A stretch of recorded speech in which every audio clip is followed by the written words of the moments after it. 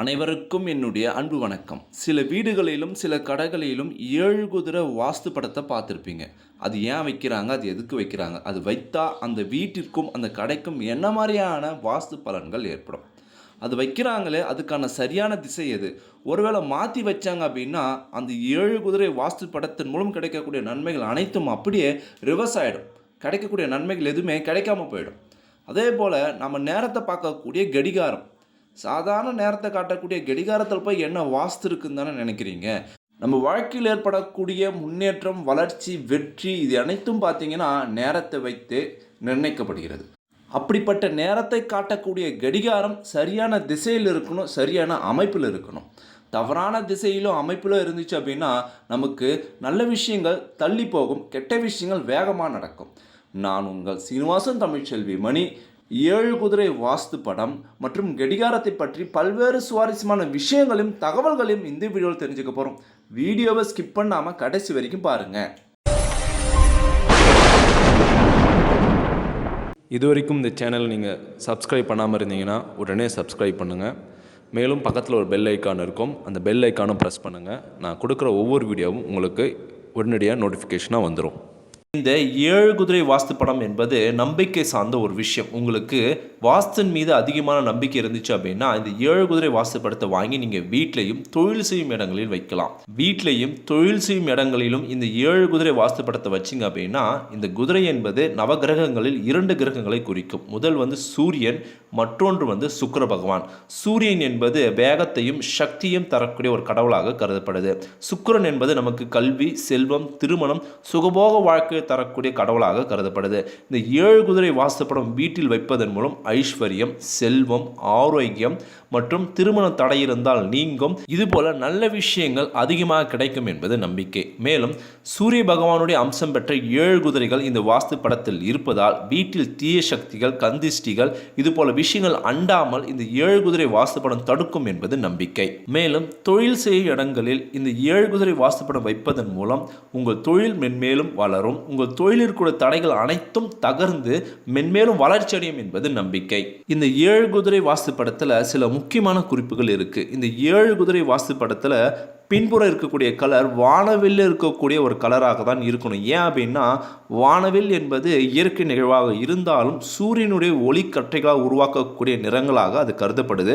அதனால் இந்த 7 குதிரை என்பது சூரியன் அம்சமாகவும் அதன் பின் இருக்கக்கூடிய கலரும் சூரியன் ஒளியால் ஏற்படக்கூடிய அந்த கலரில் ஒன்றாக இருந்தால் அந்த 7 குதிரை வாஸ்து படத்திற்கு மென்மேல் சக்திகள் அதிகரிக்கும் அப்படின்னு சொல்லப்படுது.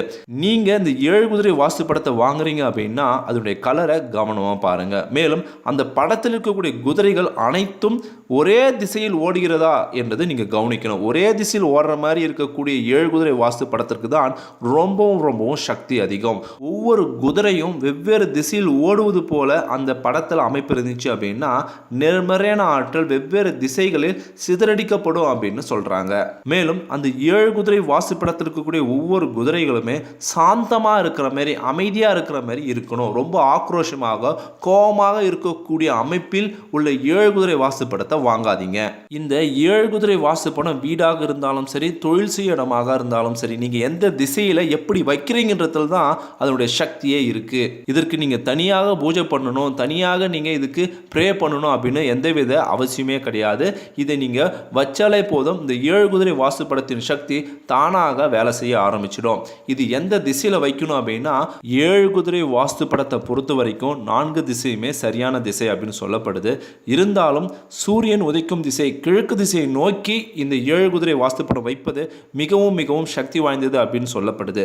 அந்த அளவுக்கு அமைப்பு இல்லையா, நீங்க வேற 3 திசையிலும் எந்த திசையில ஒன்னாலும் வைக்கலாம். ஆனா குறிப்பாக தப்பி தவறை கூட இந்த 7 குதிரை வாஸ்து படம் நீங்க வைக்கிறீங்க அப்படின்னா அது உங்க வீட்டை விட்டு வெளியே போகக்கூடிய திசையாக இருக்கக்கூடாது. அந்த 7 குதிரை வாஸ்து படம் உங்க வீட்டை விட்டு வெளியே போற மாதிரி, உங்க நிலைவாசலை பார்க்குற மாதிரி இருக்கக்கூடாது. அந்த 7 குதிரை வாஸ்து படம் நீங்க செவுத்துல மாட்டுறீங்க அப்படின்னா அது ஆப்போசிட்ல ஒரு செவுறு இருக்கணும். இதை எதை குறிக்குது அப்படின்னா அந்த 7 குதிரையுடைய சக்தி உங்க வீட்டுக்குள்ளே சுத்திட்டே இருக்கிற மாதிரி ஒரு அமைப்பு உருவாக்கணும். அந்த 7 குதிரை சக்தி உங்க வீட்டை விட்டு வெளியே போற மாதிரி ஒரு வழி இருக்கிற மாதிரி நீங்கள் வச்சிங்க அப்படின்னா அந்த 7 குதிரையின் சக்தியும் உங்கள் வீட்டில் இருக்கக்கூடிய தெய்வீக சக்தியும் எடுத்துக்கொண்டு வெளியே செல்வது போல ஒரு அமைப்பு உருவாகும் அப்படின்னு இந்த 7 குதிரை வாஸ்து படத்தில் சொல்கிறாங்க. இது நீங்கள் தொழில் செய்யும் இடமாக இருந்தாலும் சரி, வீடாக இருந்தாலும் சரி, நீங்கள் இந்த 7 குதிரை வாஸ்து படத்தை வைக்கிறீங்க அப்படின்னா அதுக்கு எதிரில் ஒரு சுவர் இருக்கணும்.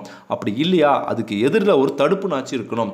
அது தவிர்த்து இந்த 7 குதிரை வாஸ்து படத்துக்கு நேராக ஒரு கதவோ ஒரு வழியோ ஒரு என்ட்ரன்ஸோ இருந்துச்சு அப்படின்னா தொழில் செய்யும் இடமாக இருந்தால் உங்களுடைய வளர்ச்சி, உங்கள் தொழிலுடைய முன்னேற்றம், உங்கள் தொழிலுடைய செல்வம் எல்லாம் வெளியே சென்றுவிடும். எந்த அளவுக்கு வேகமாக செல்லும் அப்படின்னா 7 குதிரை வண்டி எந்த அளவுக்கு வேகமாக செல்லுமோ அந்த அளவுக்கு வேகமாக வெளியே செல்லிடும். அதனால தப்பி தவறி கூட 7 குதிரை வாஸ்து படம் நீங்கள் வைக்கிறீங்க அப்படின்னா அது எந்த டைரக்ஷனாக இருந்தாலும் நீங்கள் வைக்கிறீங்க அப்படின்னா அது வெளியே என்ட்ரன்ஸை நோக்கி இருக்கக்கூடாது.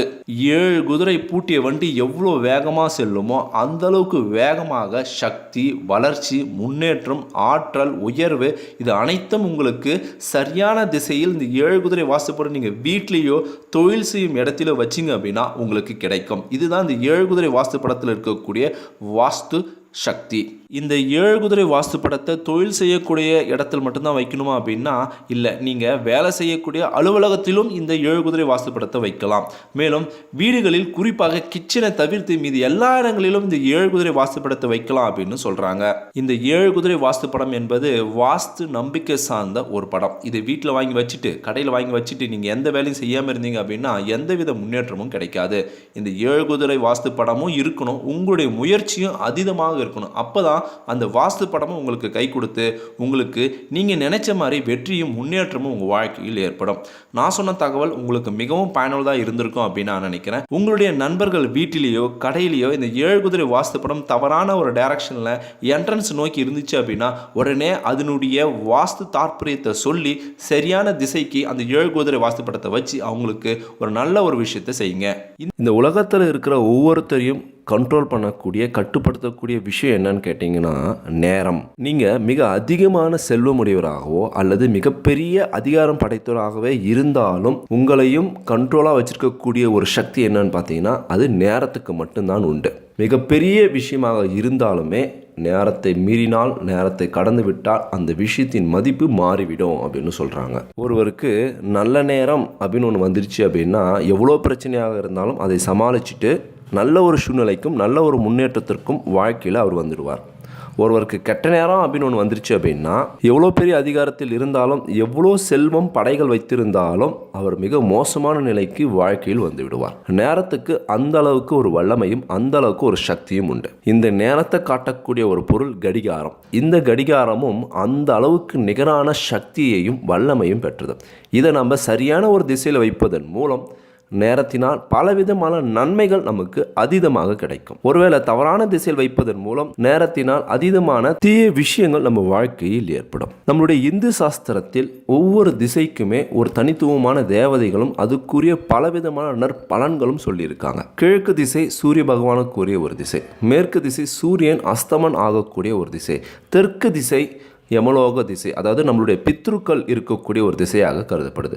வடக்கு திசை மகாலட்சுமி, குபேரர், மகாவிஷ்ணு வசிக்கக்கூடிய அவங்களுடைய ஆசீர்வாதம் நிறைந்திருக்கக்கூடிய ஒரு திசையாக கருதப்படுது. மேலும் கடிகாரம் என்பது நம்மளுடைய நேரத்தை காட்டக்கூடிய ஒரு பொருள். நம்மளுடைய வாழ்க்கையில் எதை நோக்கி நம்ம முன்னேறி கொண்டு இருக்கிறோமோ அந்த ஒரு விஷயத்தை நாம் கடிகாரத்தை வைத்து தான் அதீதமாக செயல்படுவோம். நல்ல நேரம் பார்த்து அந்த விஷயத்தை ஆரம்பிப்போம். எவ்வளோ நேரம் படிக்கணும், எவ்வளோ நேரம் அந்த விஷயத்தை ஹார்ட் ஒர்க் பண்ணணும் அப்படின்னு டைம் பார்த்து நம்ம வேலை செய்வோம். இதனால நம்ம வாழ்க்கையில் முன்னேற்றத்திற்கு தொடர்பான பல விஷயங்களில் இந்த கடிகாரம் நம்மளோட டிராவல் பண்ணுது. அப்படி இருக்கும்போது கடிகாரத்தில் சில விஷயங்கள் கண்டிப்பாக நீங்க கூர்ந்து கவனிக்கணும். கடிகாரத்தை எக்காரணத்தை கொண்டும் வேகமாக நீங்க வைக்கக்கூடாது. ஒரு சிலர்லாம் 10 நிமிஷம் ஸ்பீடாக இல்லை 15 நிமிஷம் ஸ்பீடாக வச்சு பயன்படுத்துவாங்க. இதை முற்றிலும் நீங்க தவிர்க்கணும். கடிகாரத்தை வேகமாக வைத்து பயன்படுத்தவே கூடாது. சில வீடுகளில் அதன் மீது கவனம் இல்லாமல் இருப்பதால் செல்லு காலி ஆகிடும். அதனால் கடிகாரத்துடைய வேகம் குறைஞ்சி ஸ்லோவாக ஓடும். அதே போல் கடிகாரம் ஸ்லோவாகவும் ஓடக்கூடாது. இதுவும் எதிர்மறையான ஒரு விஷயங்களையும் வீட்டில் பல பிரச்சனைகளை உருவாக்க காரணமாக அமையும். வேகமாகவும் கடிகாரம் போகக்கூடாது, ஸ்லோவாகவும் கடிகாரம் ஓடக்கூடாது. இதில் ரொம்ப நீங்கள் கவனமாக இருக்கணும். முடிஞ்ச அளவுக்கு சரியான ஒரு நேரத்தை காட்டும் அளவுக்கு நீங்கள் கடிகாரத்தை செட் பண்ணி வைக்கணும். அது மட்டும்தான் உங்களுக்குள் ஒரு நேர்மறையான சக்தியும் வீட்டில் தெய்வீக சக்தியும் நேர்மறையான ஆற்றலையும் வாழ்க்கையின் நல்ல முன்னேற்றமான விஷயங்களையே உருவாக்க இந்த கடிகாரம் மிகப்பெரிய உறுதுணையாக உங்களுக்கு இருக்கும். மேலும் எல்லா வீடுகளிலுமே கடிகாரம் கண்ணாடியில் தான் இருக்கும். அந்த கண்ணாடி உடையாமல் நீங்கள் பார்த்துக்கொள்ள வேண்டும். ஒருவேளை உடைஞ்ச கண்ணாடி கொண்ட கடிகாரத்தை நீங்கள் வீட்டில் வச்சுருந்தீங்க அப்படின்னா தயவு செஞ்சு அதை சர்வீஸ் பண்ணி சரி பண்ணிவிடுங்க. அப்படி இல்லையா, புதுசாக வாங்கி உடையாத கண்ணாடி கொண்ட கடிகாரத்தை பயன்படுத்துங்க. உடைஞ்ச கண்ணாடி கொண்ட கடிகாரத்தை பயன்படுத்துவதன் மூலம் அதீதமான நெகட்டிவான விஷயங்கள், எண்ணங்கள், சிந்தனைகள் உங்களுக்குள்ளேயும் உங்கள் வீட்டிலேயும் நிறைந்திருக்கும். இது தேவையில்லாமல் பலவிதமான மன உளைச்சலைகளும் பிரச்சனைகளையும் வியாதிகளும் கஷ்டங்களையும் பணம் நிதி தொடர்பான பலவிதமான பிரச்சனைகளை உண்டு பண்ணும். உடைந்த கண்ணாடி கொண்ட கடிகாரத்தை எக்காரணத்தை கொண்டு பயன்படுத்தக்கூடாது. கடிகாரத்தை எந்த அமைப்பில் பயன்படுத்தினால் மிகவும் சிறப்பு அப்படின்னா வட்ட வடிவில் கடிகாரத்தை பயன்படுத்துவது மிகவும் சிறப்பு. நம்மளுடைய இந்து சாஸ்திரத்தில் காலங்களை சக்கரத்தோட தான் ஒப்பிடுறாங்க. அதாவது கால சக்கரம் அப்படின்னு சொல்லுவாங்க. சக்கரம் என்பது வட்ட வடிவில் தான் இருக்கும். அதனால கடிகாரத்தை வட்ட வடிவில் பயன்படுத்துவது மிகவும் சிறப்பு. நம்ம பூமி சூரியனை நீள்வட்ட பாதையில் சுற்றி வருகிறது. நம்மளுடைய துணை கிரகம் சந்திரன் நம்ம பூமியை நீள்வட்ட பாதையில் சுற்றி வருகிறது. அதேபோல் வட்ட வடிவில் பயன்படுத்துவது மிகவும் மிகவும் சிறப்பு. பிரபஞ்சம் என்பது இந்த வட்ட வடிவத்தை இயற்கையாகவே நம்மளுக்கு சொல்லியிருக்கு.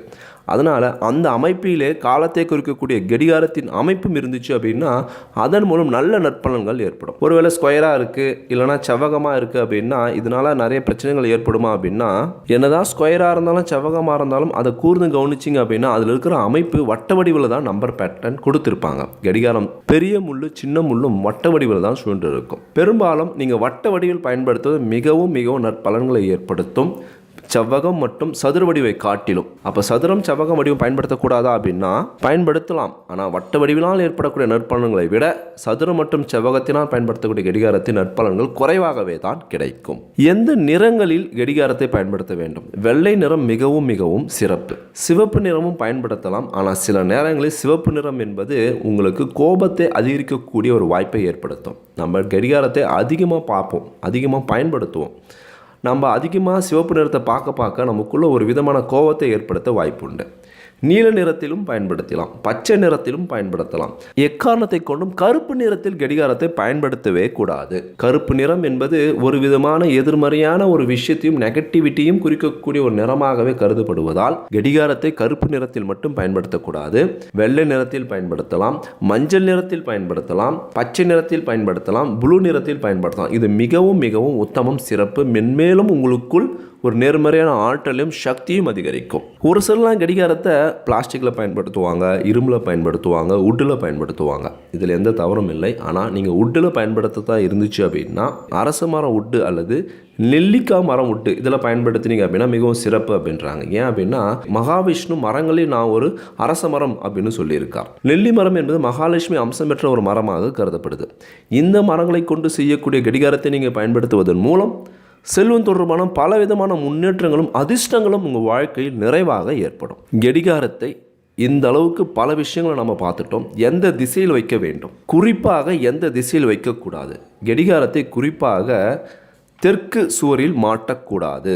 தெற்கு திசையில் இருக்கக்கூடிய சுவரில் கடிகாரத்தை மாற்றக்கூடாது. ஏன்? தெற்கு திசை என்பது பித்ருக்களின் உலகம், யம தர்மன் இருக்கக்கூடிய ஒரு இடம். கடிகாரத்திலிருந்து சத்தம் வந்து கொண்டே இருக்கும், டிக் டிக் டிக்னு. அதனால் அந்த திசையில் இருக்கக்கூடிய யமதர்மன் என்ன இந்த திசையிலேருந்து சத்தம் வருது, யாராவது கூப்பிட்றாங்களா அப்படின்னு கவனிக்கிறாரு, வராரு, அதை பார்க்குறாரு அப்படின்னா அந்த திசையில் இருக்கக்கூடிய நமக்கு அதீதமான பிரச்சனைகளும் நோய்களும் பல கஷ்டங்களும் ஏற்படும் அப்படின்னு சொல்கிறாங்க. அதனால் எக்காரணத்தை கொண்டும் தெற்கு திசையில் இருக்கக்கூடிய சுவற்றில் கடிகாரத்தை மாட்டவே கூடாது, பயன்படுத்தவே கூடாது. நம்ம வீட்டில் ஏற்படக்கூடிய பலவிதமான பிரச்சனைகளுக்கும் கஷ்டங்களுக்கும் சங்கடங்களுக்கும் நிதி தொடர்பான போராட்டங்களுக்கும் தெற்கு திசையில் கடிகாரத்தை மாட்டுவதனால்தான் ஏற்படுகிறது.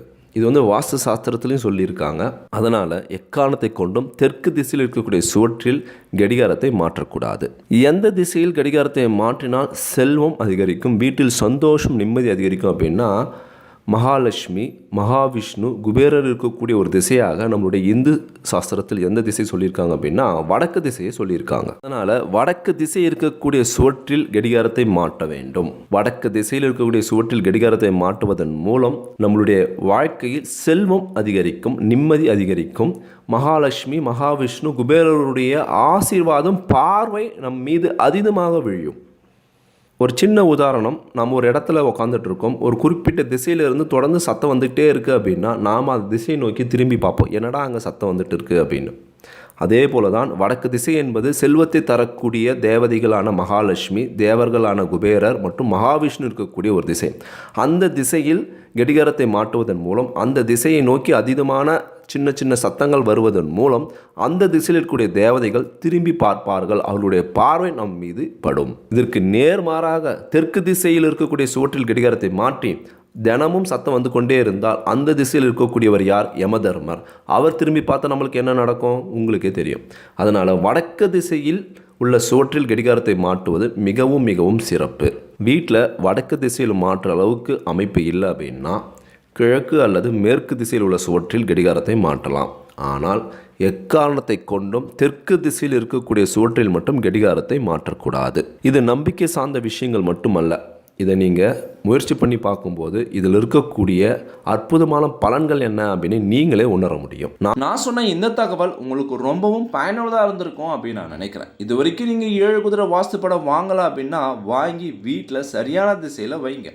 கடிகாரத்தையும் தப்பான திசையில் வச்சுருந்தீங்க அப்படின்னா அதை மாற்றி சரியான திசையில் வைங்க.